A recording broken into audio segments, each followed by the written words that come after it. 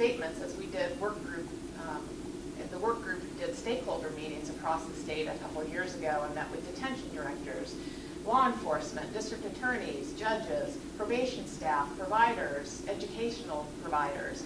And really the universal sentiment was that communities lacked community-based services, right? So the out-of-home placement and the high out-of-home placement rate for kids in Kansas, at one point we were 6th highest in the nation, wasn't because people said, well, gosh, let's do this, let's cause inadvertent harm, or let's over-supervise kids. It was because there was a lack of community-based resources. And so, you know, this is something that we're excited about, the reinvestment dollars that will enable us to do programs like this and expand that in the future.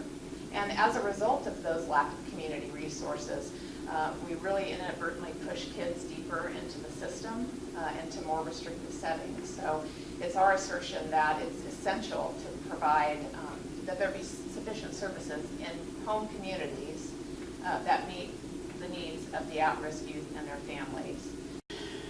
This project, as I mentioned, is exciting for me because a lot of times in this part of the state, things are a long ways away and very limited. So this program is allowing us to work with 11 to 18-year-old male and female adolescents involved in the correctional system and their families. These youth have to have a risk assessment score of moderate or high, which means that it's not hard to get a moderate or high. There's just a few areas that have to be a little bit questionable or some problems. They also have to fit within a criteria of 3 main points. Never been out of home, but if something doesn't happen or nothing intervention doesn't occur, they are recommended to be pulled. If they've been removed before, a prior removal, meaning that we don't want them to come back into out-of-home placement. We want to keep them out of the youth care homes.